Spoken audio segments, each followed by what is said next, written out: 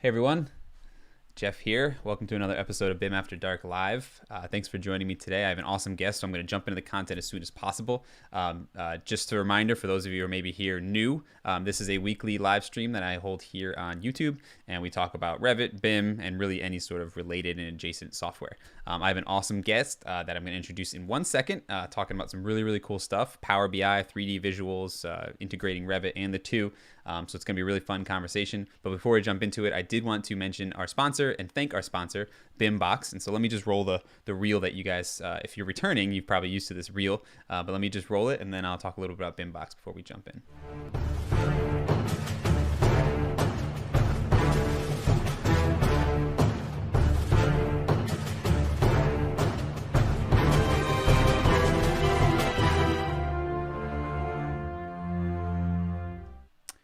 All right, so for the, I think, fourth month in a row now, BIMbox is the official sponsor of this live stream. We're actually on episode 40, I keep looking at the wrong one, 47, which is pretty wild. Episode 50 is coming up. So for those of you that don't know what BIMbox is, it's a computer manufacturing company who creates desktops and laptops. The big difference between BIMbox and maybe what you're using right now is that their computers have been optimized and designed specifically for Revit. And so if you don't believe me, you can try it out. They actually have a benchmark that you can test some of the speeds. But trust me, from using these machines for over 6 to 9 months now, these things crank, and they are Revit powerhouses. So if you're interested, if you're in the market for a new laptop or desktop, be sure to head on over to bimbox.bimafterdark.com or email sales@bimboxusa.com. Let Buck and his team know that you heard it here, and they'll hook you up. Some things just to note that also sort of stick out as far as me personally, who's ordered laptops from lots of different companies. They offer a 3-year warranty with all of their machines. They deliver any machine in 10 to 14 days, which is pretty awesome. They've also got a bunch of 3000 series and NVIDIAs in stock. So anyone who's looking for graphics cards right now, you may know that they're not very easy to get. They've got them in stock. So reach out to those guys. Thank you, BIMbox, for sponsoring it. And yeah, thank you guys for joining me. It is a live stream, so feel free to chat. I will be checking the chat throughout. And now what we're going to do is we're actually going to introduce my guest, Nate Miller. What's up, Nate? You're actually muted, Nate. Sorry. There we go. No problem. Thanks for coming on. For those of you not familiar with Nate, we're going to get to know him a little bit, and then he's going to jump into some really cool content. But I kind of did a little tease last week by setting up the episode. If you did not see last week's episode, I'll post a link in the description below and in the chat. But I talked a little bit about creating dynamic images in Power BI. So I did an episode a while back talking about just connecting Revit data with Power BI using a simple method of exporting schedules and importing them into Power BI, and then doing that. Then I showed you Synoptic Panel, which is a plugin for Power BI that uses images and layered based images to at least connect sort of a snapshot of your model. And Nate's going to show us a tool that he's created, or a suite of applications, I guess we can call it, that allows you to bring in, and I think it's recreating, but we'll get into that, a 3D model of your Revit model in Power BI. So it's kind of the holy grail of anyone who's done data visualization with BIM in general, is to have that interactive model in the dashboard. So I'm really excited about this, and we're going to get into it. Looks like we got some people. Oh, people couldn't hear Nate. Yes, he was muted. I apologize. They may not have heard you even there before. I think Can you hear me now? I think we had you double muted. Sorry, Nate. Oh, Yeah, no, they can definitely hear you now. I just looked down there. I had you double muted. So Nate just said hi, everyone. Thanks for having me, is what he said. sometimes it's good to have redundancy to shut me up. Yeah. Yeah, I can cut the mic anytime, just to let you know. Awesome. So thanks, guys, for calling that out, Eric and Emil and all the crews. So before we jump into it, Nate, let's just run through sort of you're at provingground.io now, which is Proving Ground is the company I believe you founded, right? Yes, that's right. Yeah, Proving Ground.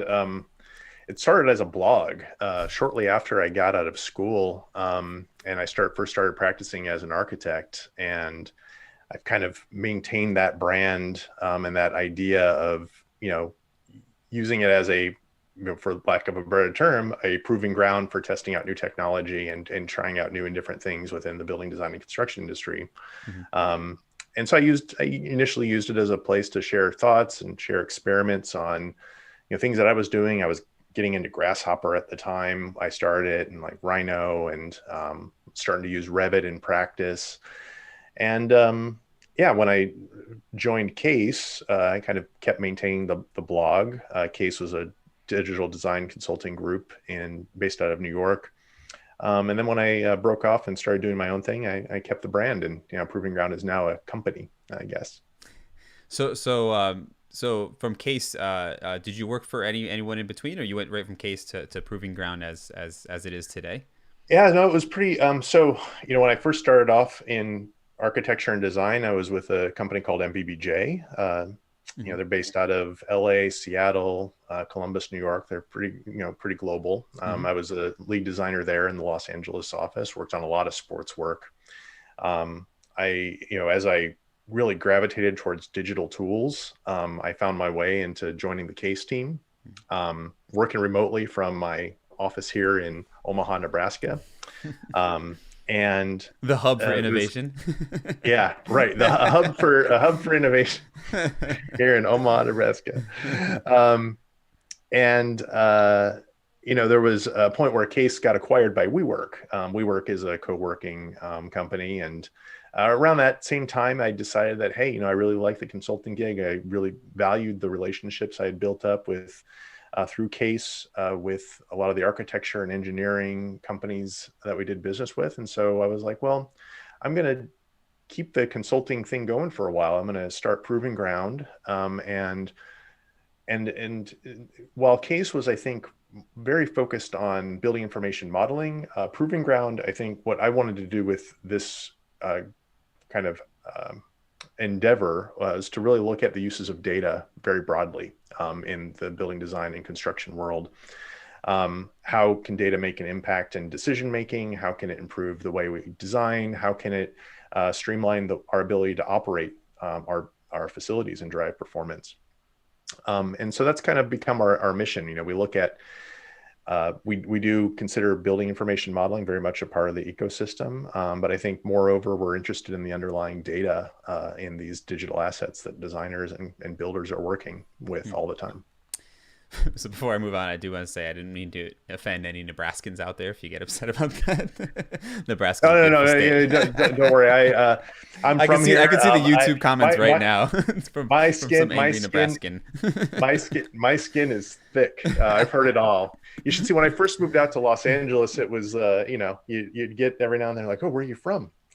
And I'm like, oh, I'm from Nebraska. And they're like, wow, do you have electricity there? What's it look like there? Yeah, sometimes. It's too funny. And I also just said an angry Nebraskan, but I don't even know if that exists, right? the nice Midwest, right? Maybe if you go out to Western Nebraska. No, it's a beautiful place. I'm only joking, everybody. So I mean, and data is kind of what brought you to this discussion and sort of brought us together, where I thought there was a great combination between some of the topics I've talked about, but I do think it's interesting as I've been going through these live streams and demoing some of the stuff, just in general, even in my professional life, the last year or two, Power BI has just like taken off in every aspect of what we do. And then anytime we talk about this and show something like a dashboard, I think it's a reminder for everyone about the data side of BIM and like even like it's funny because I'll show something in it's a bunch of residential architects who you might not think are very big on BIM, very big on data, and they start realizing, oh my goodness, like there's this rich piece of information sitting behind everything I do anyway. So I think there's a fascination as well as an intrigue or as well as an interest in learning these things. So I do think the moment's right, and I do think that you're probably seeing that on your end. Is that have you noticed that too? Have you seen this sort of uptick in interest on the data side of not just BIM, but I guess of the AEC industry? I think absolutely, and I think you're right in your kind of intuition and saying 2 years, last 1 or 2 years. That's about it's like 1 or 2 years. I feel like it's been. I mean, there's been a buildup, I think, of critical mass. When I was with Case, we did quite a bit with like data harvesting out of Revit. We built database infrastructure for centralizing this information, doing quality control analysis and things like that. But I think it's really been in the last 2 years where this idea of business intelligence has really started to penetrate the AEC market in a more direct way.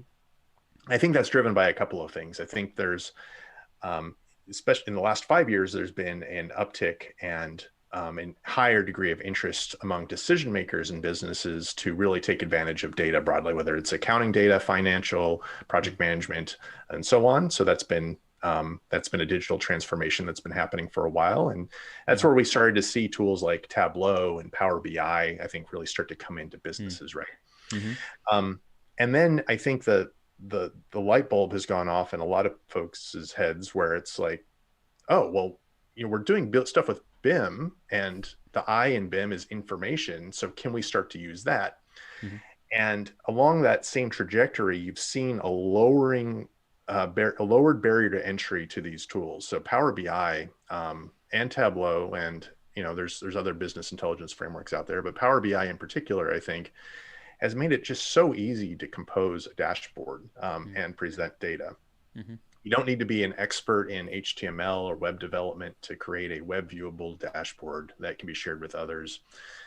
There is a trend for no code interfaces, building up automation now. Automated tools or even mobile apps can be done with drag and drop interfaces. And so you're starting to see this lowered barrier to entry. You don't need to be an expert in data to use it.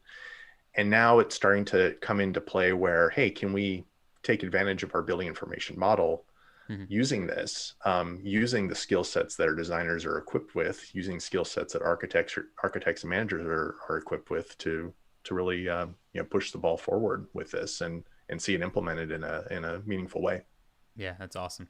I think so maybe to continue the conversation forward, maybe we'll do a quick run through of sort of the Tracer app and what we were talking about, or sort of how you've gone from or how we've gone from even the simplicity and ease of use of Power BI, but also now bringing in 3D data to it. And my next question was going to be kind of like what led you to the 3D, but I think for the sake of the audience, maybe a quick demo or something of it before we talk about it may be nice, just so that they're not like, what the heck are they talking about with this Tracer app? So maybe what we'll do is we'll just do a quick run through of what this application is, and then we can roll back to the conversation we just had of sort of the lower barrier to entry, the fact that people are obviously moving towards this data and business intelligence piece, and then maybe it's sort of what brought you to the use of that. And I want to remind everyone in YouTube, if you have any questions for Nate, feel free to drop them. I will try and pick them up to make sure it doesn't ruin the conversation too much. But yeah, so maybe Nate, if you want to quickly, I'll share your screen with everyone and just give them an idea of what the Tracer app is and what these applications are in general that you've been sort of focused on in Power BI, and then from there we can sort of continue the conversation as to sort of what got you to that point, how they, where you're seeing them being used, and so on. Fantastic. Well, happy to do that.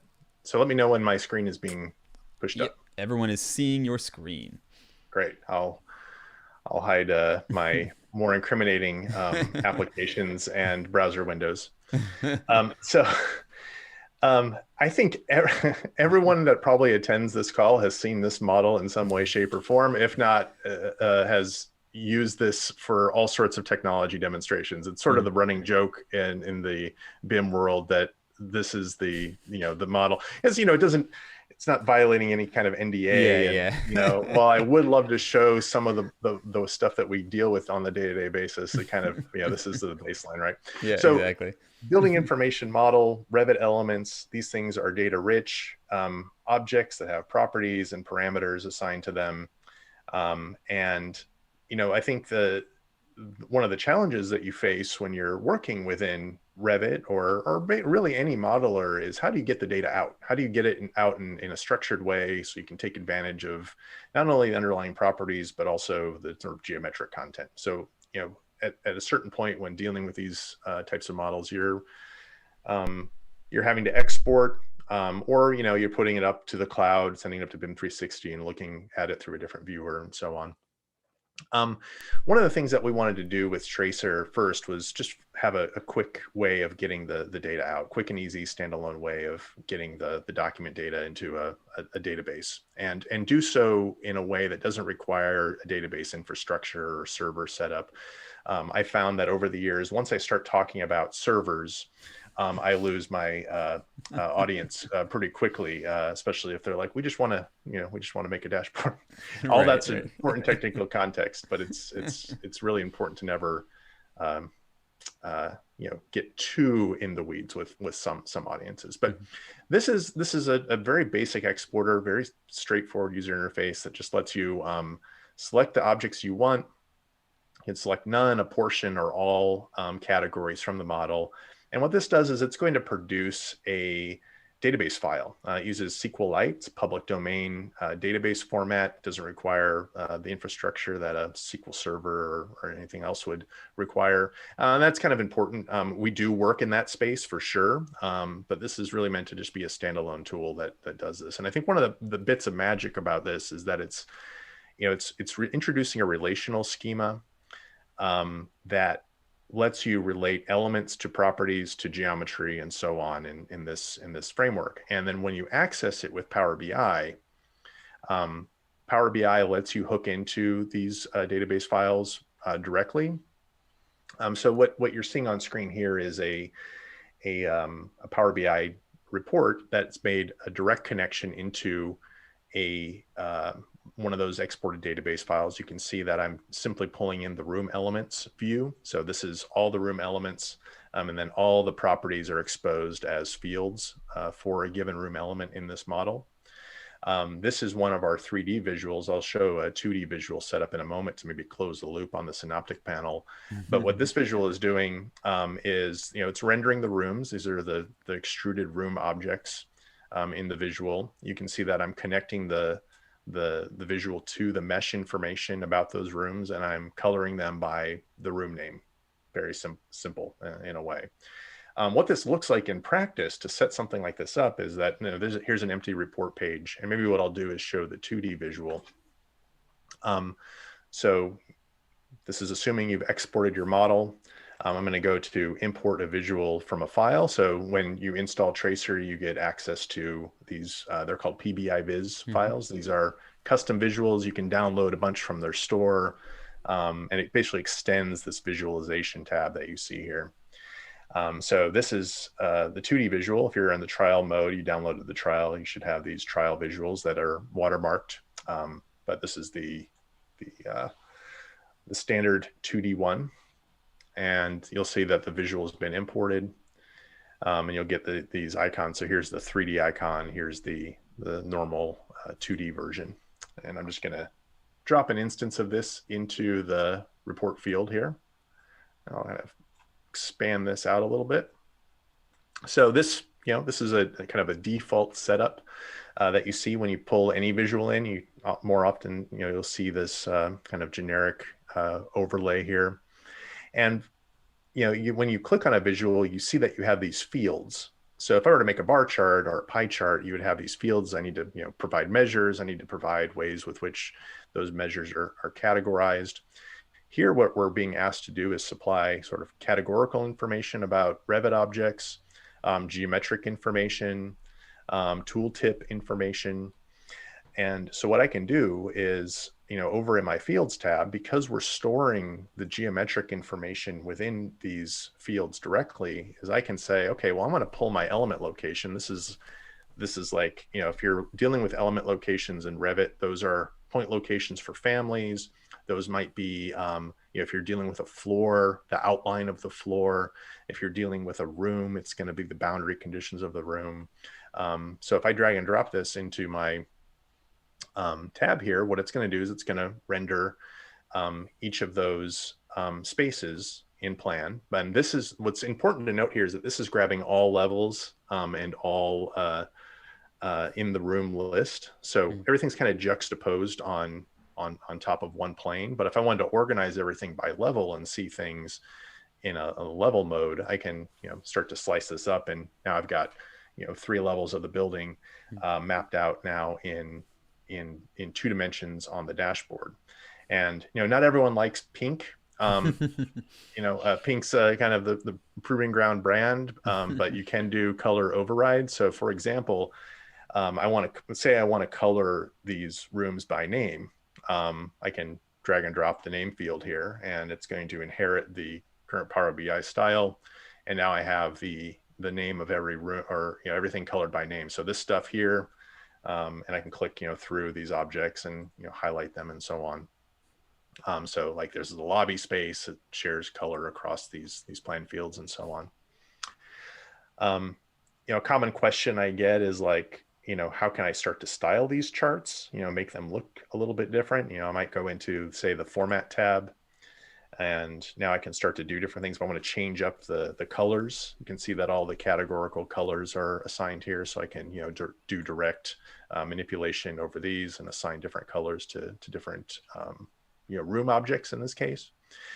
I can also start to change up, if I want to draw the polygon edges, maybe I want this sort of non-edge plan look and feel to appear. Maybe I want to show my data labels on these. So this will now, on any given plan here, start to allow me to style the text and make sure that these are labeled appropriately. Maybe scale this down. Information's pretty tight in here, of course. I'll turn off the background. So we now have that text there. I can override the font color. And and you can start, you're starting to get to, how you might control the visual style here. There's also some interactions that I think are important to note. If I want to pan around and zoom in on a corner of the building, so now I'm kind of zooming into that corner. It's zooming in to a consistent corner across all levels. I can also toggle this to be independent. If I want it to be, unlinked. So I'm only zooming in on one, I can certainly do that. So we have those kind of user interface and option settings that just allow you to take the data right out of Revit, render it, in this case in 2 dimensions, and start to style it to fit the look and feel of your dashboard report. That's awesome. So I there's a question on YouTube that maybe I'll add in a little bit, but I have a couple questions myself. First of all, it's awesome. It already looks cool. My question is, so it looked like it rendered and created the floor plan pretty quickly. It rendered, and the examples I've seen of the 3D so far too, it's doing it.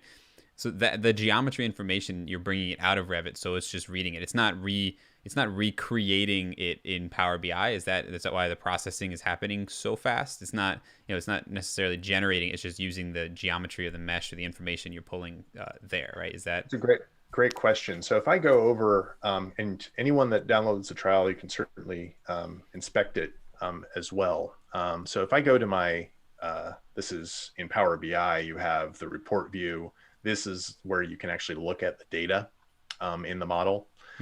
And this is the room elements that I'm bringing in. You can see the data here that's being stored in the field. So what you see here under element location is that you're seeing a JSON string that's outlining, in this case, the room polygons and storing them in a field. So when the visual does is it takes, for example, this particular polygon that's been stored as a data point in this table, and it draws it in the view. So what this means is like this list could grow and shrink. You might add more polygons in. Say I added like 5 more rooms into Revit and re-harvested everything. That information then updates this table, which subsequently updates the visual. On the mesh side, the meshes are operating in a similar kind of capacity. Instead of a JSON string, we're storing GLTF mesh data. So it's a standard mesh data format. Every object has a associated mesh. Those are being derived right from the Revit mesh, mesh information that's in the model and storing it here. And then you have all the other associated fields. So we're kind of like philosophically treating geometric information exactly the same way that Power BI treats numeric information or textual information, right? It's just another data point. Geometry is just another data point. So then the process of refreshing that data, as you mentioned, where you're making a localized server essentially, is it that data point connection with Revit, is it continuous, or you re-export and then refresh in Power BI if you make changes? Is that Is that the setup? Right. So if I were to make a change to the Revit model, so jump over here and I added a new room or added a new object type, I would re-export the information, overwrite the previous database Got it. file, Mm-hmm. for example. And then when that database file is now different, Mm-hmm. your Power BI document has a link to that file and will refresh the dashboard and redraw with the new information, which makes templating really easy in a lot of cases. So say you're working on 20 different projects and you Mm-hmm. want, a Power BI template for rendering those 20 different projects at different points in time, or you have a new project spun up. I could turn this into a template and with Power BI, point it to a new database location, and it will repopulate the dashboard with that info. That's awesome. Yeah, Lars actually asked that question. So thanks, Lars. I forgot to mention that. He asked if there's a live connection. Awesome. So maybe and Clay actually has a good question, but I'm wondering if we wait a little bit for you to do a little more demo on even the 3D side of it. But this is a really nice question, and I think it's a great use case question. So Clay, thanks for asking. He asked. And I guess this goes beyond just Tracer, but more of like using data analytics with Power BI and Revit. And it's if you were doing something like a multi-family condo, and maybe you have custom material options or some sort of options you want to show to an owner, maybe to show the cost variations. How would you approach that? So I have some thoughts in mind, but I'd love to hear how something like that you would approach it using the methods. Maybe Tracer is your visual, Revit's your modeling tool, and how do you approach something like, because that is a great use case when I think about it, right? I think so, yeah. If you sent an owner a link to a Power BI premium dashboard, they click it open, it's got your costs, they click through, and then they see the visual, and then it updates the graphic. I mean, that's pretty cool. Well, let me show. I'll pull up an example of something that's like that. It doesn't get to necessarily material costs, but it certainly does deal with costs. Cool. I do have a dashboard pulled up. This is one that's been published to the Power BI cloud. Mm-hmm. And what this will do is it will load up a report that shows the basically a space list for a speculative office building, two-story office, and located here in the great city of Omaha, Nebraska. So this one is, everything here that you're seeing on screen was built up using Revit-based data. It is built with Power BI and the same interface I was just showing. And then you can publish these dashboards to the Power BI cloud and share links with people so they can jump in and use it. One of the things that we were interested in with this particular study is to say, like, well, what if your Revit model contained certain information about cost information? Maybe the model is being used for ongoing renovation, facility management.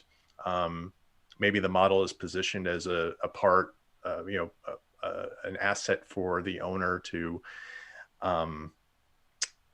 track leasing of facilities, or maybe it's used by the architect to help an owner understand how your design is tracking against certain performa that you're tasked with using. So this is a layout here where each room had assigned to it rentable square area. We're able to get the area properties, name and number, and then using Power BI, a couple of columns here that looks at potential monthly revenue, what the rentable square foot per year looks like, and the annual revenue. And what you're able to start to also see is like stuff that's available and stuff that's leased. So if I were to click on available here, what this is going to do is it's going to update the dashboard and show all the spaces in the report that are theoretically available for rent, and versus if I wanted to highlight leased, this will then show the kind of the leased stuff and what the potential revenue is there. So I think when it comes to how you integrate, say in the example that was articulated, like comparisons of cost, comparisons of if you have kind of material areas that you're trying to kind of do takeoffs from and have that tied into a dashboard, I think giving some thought to how is that information going to be presented as the end use case. Are there external sources of information that you also want to link into Power BI, which I think is a very compelling idea as well. So if I jump back to this dashboard here, I have connected to one table from one data source that happens to come from Revit.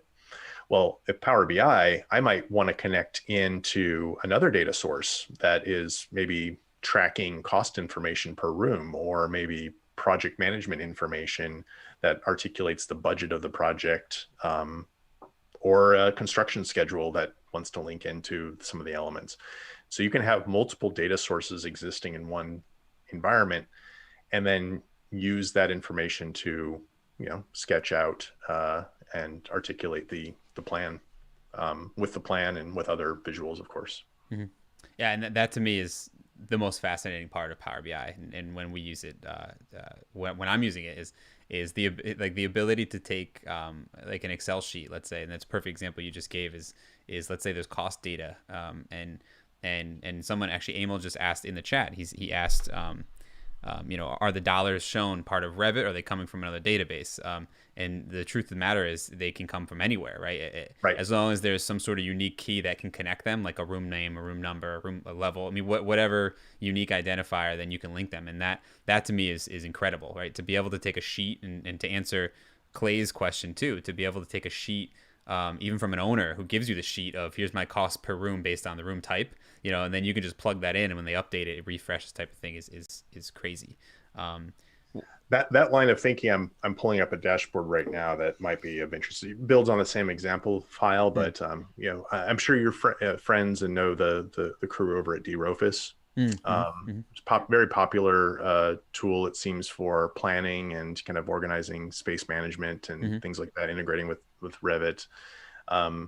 I had a thought, it was a number of months ago when we first rolled out the tracer visual for Power BI, was to say, hey, can we look at a study that combines the data that's coming out of Revit with the information that's in your database, that's stored in the DRofus database, and start to do some analysis there. And what this example starts to show is that this is a mashup of room elements directly out of Revit and the DRofus database, making a direct connection through their API endpoints into the same project, to where we can start to classify different objects and get like desired program plan versus designed program, that type of information. And that's like all existing within this kind of relationship graph. So here are essentially three sources of information: the tracer database that's produced, the DRofus rooms coming from their API endpoint, and then some occurrence information about articles and quantity of objects per room, all interlinked in the same environment. So you can get really in depth with these data point connections in a business intelligence environment. Oh yeah, Power BI data bridges. I mean, I'll have to send you a couple snips of a few of the bridges I have. You'd laugh yourself. Oh, I know. I've seen your dashboards are crazy. I mean, you know this better than most, I think. On how, but the idea that I can take like an element, like especially because we've been working in this Revit environment for so long. We've always been preaching the idea of like information in the model, use it. But now realizing that you could take something like not just a unique ID, but maybe a level name, a room name, you can make a parameter that's just that you plug in, select the elements and apply it. But then to be able to connect that to like basically any piece of information from any software is just so cool to me. It's just like we go through the list, and that's on the construction side dealing with all these other softwares. I'm just if we can shove in just like a room name and then connect it to data, it's like boom, it's a gold mine. Andrew actually just had a good question. I think that probably a lot of people are thinking is how does it handle larger models? So I'm probably thinking, and when he asked that too, I'm thinking more along the lines of the 3D one especially. So maybe do a quick show the 3D part again, and then talk a little bit about performance wise, because I mean we all know the apartment example from Revit, yeah. and it's big, but it's not if it's not a 12-story hospital office building, you know what I mean, type of thing. So I'm interested to hear your thoughts on that. So well, I can talk a bit about what our customer feedback and experience has been. We've had customers pushing 300, 400, 500 meg models through this and rendering them without issue within the Power BI environment. There are limitations to Power BI in terms of how much, for example, if I jump into, back into this dashboard, we go back to that table view here. Um, we quickly discovered the upper limit to how much data can be stored within a single Power BI field. So like, and Power BI will truncate your string. So what we've been able to do is introduce some levels of compression to like mesh data in particular to allow for more complex mesh objects to be stored. But there are sort of limits there. But we have seen when it comes to rendering the information. And maybe I'll just pull up another dashboard here with the sort of structural information. This stuff turns on a dime if you have a lot of elements, dude. And this is not a, this is not a super complex example, but there are many more elements than there were rooms. And these, the performance tends to be quite good. We're using, WebGL, which is the same kind of technology that's used to accelerate model viewing in the browser environment. We do have some level of buffering happening on this, and what you'll see with a model when it's first loaded up is that it pre-processes everything before it's displayed, and so you get this. And if I if I turn off, maybe I'll turn on floors here. What you'll see is that it'll take a second here to repopulate the floors. So you'll see a loading model, and depending on the size of the model, it'll vary. But now the floors are active, so it takes there's some initial upfront processing time. I think the biggest in this scenario, the thing that takes the most amount of time is harvesting the data out of Revit and getting it into the database schema. And the reasons for that are, depending on how much information you're pushing out, how many elements you have, and if you're using compression or not, that can, it can take some time to push out a very large model. But we're seeing very positive stuff on the positive performance on the Power BI side. In fact, one of our ongoing jokes when we present this to folks sometimes is that, some of the stuff that we've seen rendered in Power BI, it's kind of weird. Like, wow, Revit doesn't even perform that well when we're navigating around the same objects in Revit. Yeah, I agree. I'm impressed with how snappy it is. But I say the same thing when I'm in the assemble interface too, which is web based, and it's very similar. Exactly. The snappiness of it, and then even some of the look of it, even I kind of like better than some of the Revit stuff. But I am extremely impressed with the snappiness of it, and it feels. Anyone who tries it. And what I'll do is maybe in the description here, and then on the blog post tomorrow, I'll post a couple links to some of your sample dashboards that you have in the documentation, so people can spin around and just feel that for themselves. Because I think they're gonna see the snappiness over Zoom like they would if they were doing it themselves. Well, another thing that I'll also note is I'm not running on any particular exceptional hardware here. I'm on like a Microsoft Surface Book, Surface 2. It's not a BIM box, right. So and we're still getting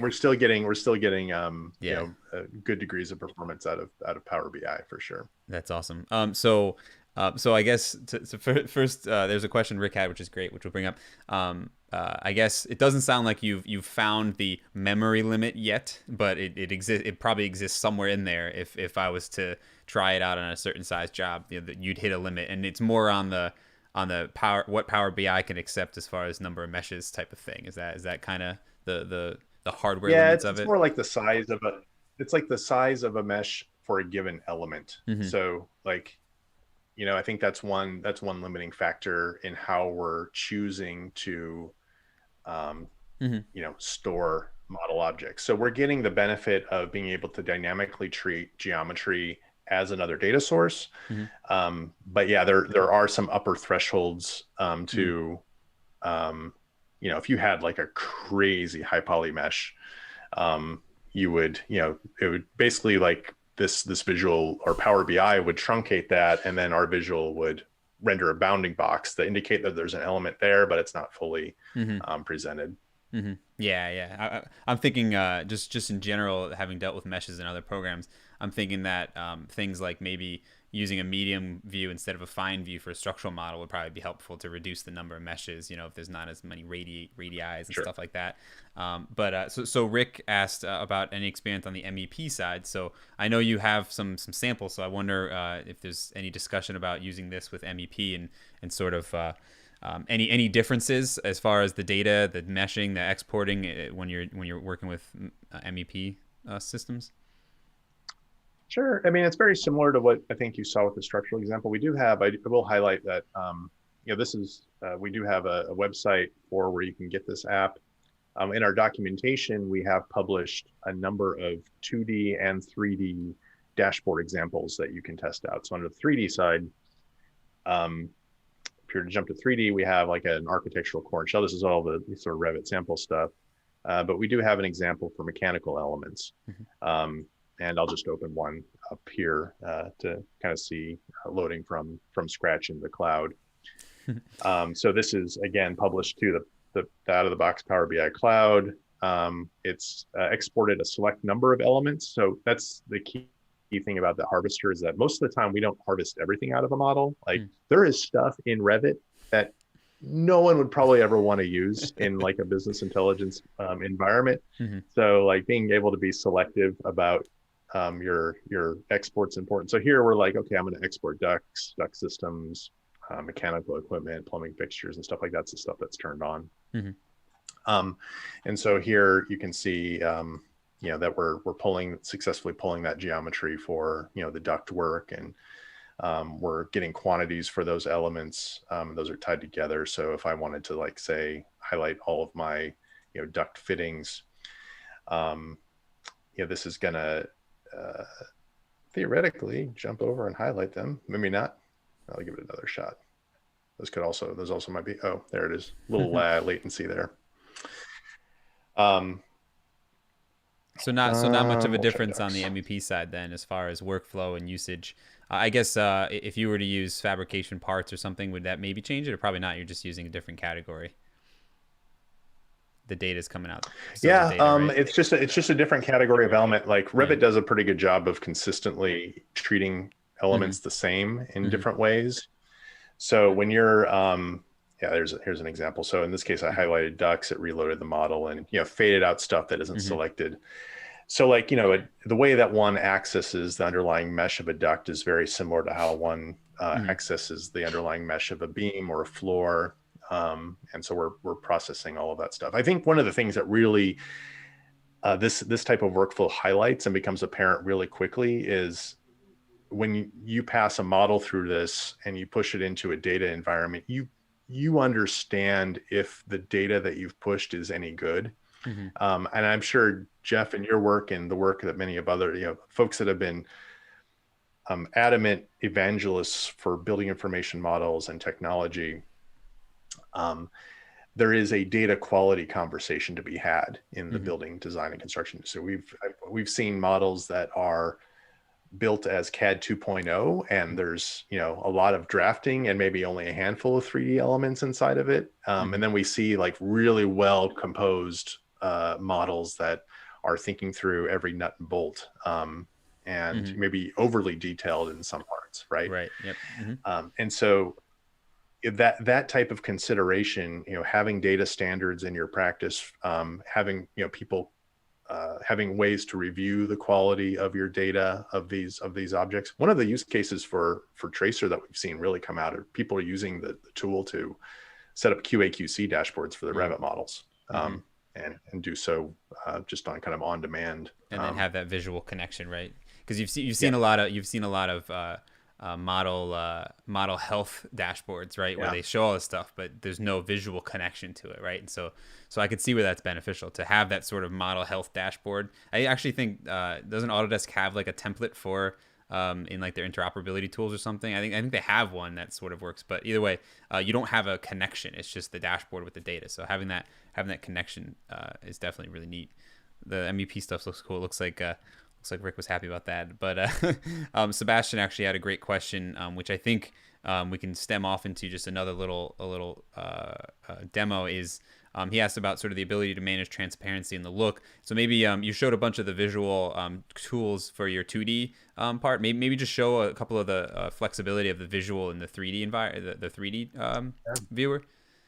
Just Sure. in the Power BI side of things. So I think I think what he was asking about, Sebastian, was the ability, like you just showed, of like showing walls transparent so that there's context for the MEP type of stuff. But in general, I'm also interested in just kind of what visual options do you have for the 3D viewer as well. Sure. Well, what I can do is maybe just step through really quickly Sure, yeah. from scratch look here. Um, so here, I'll clear this out so I have a little more real estate. So I'm going to use the 3D widget. And what you see here is a little bit of a different initial look. In fact, what I need to do is update my 3D visual in this dashboard file, because I'm realizing now that this is an older dashboard file and it's gone through a couple of updates since then. So same approach, importing a visual from a file. Here's the tracer 3D visual. I'm going to open that. And it's going to prompt me to say, hey, this visual already exists and do you want to update it? I'll say, yes, I'm going to update it. And it'll say visual successfully imported. And I'm going to activate the 3D visual here. And it's going to, prompt me to, start supplying it with some information. So in this case, instead of using the kind of 2D location boundary data, the fields here are expecting some mesh information. So here's the element mesh for these room elements, and I'll drag and drop that into my geometry field. And right away, very similar to the 2D visual, is it's going to pull that geometry forward.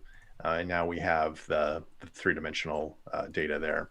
And what I'm going to do then is also pull in the name field here so we can do some category colors like so. And now we're seeing that. And when I click through these objects here, let's see. Oh, yeah, I need to satisfy a few more things here. Yeah, okay, good. Okay, cool. So with this set up, I can start to style this in a very similar way that the 2D visual is styled. If I jump over to the rolling pin here, there's a number of options. Under rendering, you can see that there are a couple of projection setups. So right now it's in perspective, but if I want it to be orthographic, it'll refresh, and now we've got a kind of parallel line look to it. There's also some anti-aliasing settings down here, which involves how crisp the lines work. It's default set to 4x. If I wanted to do flat view, what that's going to do is it's going to remove the shading component. So now you have kind of more of a flat style. And then there's also the soft shadows, which has the ambient occlusion look and feel that you might find in something like BIM 360 or other web viewers, right? And these do all have like different performance considerations. So you can see that when I have all of these kind of softer shadows on, it's a little bit more latency to the visual. I don't know how well that's coming across in Zoom or the stream, but shaded tends to be kind of middle of the road, zippy. Flat shaded, most zippy, and ambient occlusion has a bit more. I would assume anti-aliasing also will have an impact on performance too for those who maybe don't have a higher, so higher then this goes up. That's right. That's right.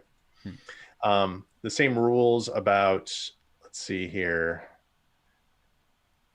Data colors are the same. So you can see that, if I wanted to override any of these colors to be a different color, say I wanted instruction to be, like maybe this lighter blue, that will override the color on that particular object, right? There are, and this is true of the 2D visual as well. So this is categorical coloring. There is also gradient coloring. And what this will do is it'll create a color scheme that spans between two different colors, which makes it useful for heat map rendering. Right, so if you had like a plan, or like wanted to articulate in a kind of a structural analysis arranged between two numbers to show, some analytical characteristic, the gradient overlay is, might be useful. Um, standard Power BI stuff in here for title, background. That's like, if I wanted to have this to have a black background or something like a darker look and feel, you can certainly add that in. Mm-hmm. So then, I guess Crank down that transparent. to build on that and go back to, I think Sebastian's question. If you, it sounds like there are some options though. If you wanted to, let's say, have some transparency, like you were showing, would that be like through a filter in Power BI? If you just filtered out what you didn't need, then everything else is transparent type of thing. You treat it that way. Yeah. So if I'm jump over here, let's see. Actually, if I go back to this one, I think it's looking for other dashboard elements for it to do that, to do the cross filtering, to be honest. But if I go back over here, like you can kind of see this as an example, like because I have ducks selected, the stuff that isn't selected fades into the background, which provides that type of UI. We don't have like, I guess, an explicit control that would say make everything transparent. That's actually probably maybe a good thing for us to plan for and maybe integrate if that's of interest. It's like if you're I was curious to see what options there were there. Yep. So cross highlighting, if you so in theory, I guess for now, if you are interested in that, you could always just select the options you want, and that's sort of your way to control the transparency. Along a similar lines, I guess, because I guess context makes sense when you're thinking about it this way. Who was it, Andrew? Andrew asked about how does it handle links or imports or anything in Revit? Is that your exporter? I knew that was coming. I was actually waiting. I'm surprised it took that long for someone to ask about links. Pretty common question. So the tracer exporter that we have available through the site is kind of it's based around opening up a document and exporting the contents of that document. So it's not going to grab automatically geometry from your links and produce those as element records. If you had 3 links, you'd have to go through 3 models and export those. The way that we scale this, and this kind of gets back to when you might need a server and something that stores information from multiple models in a single location. Tracer we view as a bit of an entry point into this space. So it's not going to be your properly scaled database solution that's going to house, dozens or hundreds or thousands of models. We have a number of tools, one in particular called Minecart, that does data aggregation. So if you have, for example, 3 models, we've built frameworks for automating harvesting out of all 3 models, pushed to a common database server, and then the tracer visuals can pull from that server environment, or Power BI can pull from that server environment, as opposed to this more, Tracer's more of the lean toolkit that we have available on the site that will do single model export. So it wouldn't necessarily be the best solution if you were trying to harvest 4 or 5 different models, the data from them into one dashboard. You'd probably want to look at the other solution for that. Is that kind of like completely different Possibly. Files, but would Power BI be the limit there, maybe, or? Well, I think it's more of like how convenient do you want to make it. So if you wanted to make that type of scenario really convenient, you might want to be looking at centralized data. Maybe even, we've worked with a few of our clients to basically create geometry harvesting libraries that could be used adjacent to like your BIM 360 portfolio. And then you're using Forge of some of our data formatting and then our visual, combine them together. But it's not out of the realm of possibility for someone to build a single with just the standalone tracer tools to build a dashboard that's comprised of 3 different models. What that involves is doing a bit more data wrangling in Power BI. So for example, I'm exporting. You might export a model from your architecture project, your structure project, and MEP project. You have 3 database files. Right. Well, you can bring those 3 database files together into Power BI, and then you can merge tables together so they're all kind of situated Yeah. in a common table structure. And that's just, that's Power BI data wrangling 101 in a lot of ways. So you can start to combine data sources together and get them to work together. But it's a little bit more, and then you can build templates around that, of course, and so you don't have to do it over and over again. Right, right. So then, as far as imported data, then let's say, I'm just thinking a lot of what we do, because a lot of what we're doing is production tracking, which means we're getting models from lots of sources, and we're actually using, sometimes, a lot of times we'll get IFCs, like structural steel especially, we'll get IFCs from those fabricators, and so we're usually bringing them into Revit as our opener, and then exporting to whatever we need them for. So I was curious, with the tracer exporter, can it grab imported information or not, or it have to be converted to that sort of .rvt style file, if that makes sense. So it's using RVT elements, but with IFC, I believe with IFC you can import and get things down to the element level. But if it's like a single block, and it's not able to drill down into it, then you might run into some problems there. But you just gave me a good idea, Jeff, that maybe we need to make an IFC viewer too. Well, I'm just thinking, I mean, I'm thinking of other data sources, and like, the trouble that we have sometimes of bringing in, let's say a CAD MEP file, which is 3-dimensional, and it does have data in it, right? It's got, usually there's elements that have information. They may have layered names as their information. Maybe they actually have elements with parametric style elements that have them. And I was curious as to how can we use that information maybe alongside this or that database. And so I don't know what part of you've explored. I know our IFC is a little different, because in theory, you can sort of create that when you link an IFC, it does all that weird Revit stuff where it creates Revit element versions of them and all that. But with CAD, it doesn't. It would be a solid block that in theory you could pull out. But so have you tested it with, let's say, a 3D CAD file, a smart 3D CAD file? No, we haven't. And in fact, what I like to do is also put a bit of a challenge out to our users that are doing this, and to have our users then challenge us. We see a lot of different workflows out in the work that we do, but we certainly don't see everything. And what we're very keen to do is get feedback on these tools, and implement new features and new ideas as they come up. And so that very well may be a very valid workflow that we should be exploring. But we may, just need, the guidance of our user base to help push us in that direction. Awesome. Wow.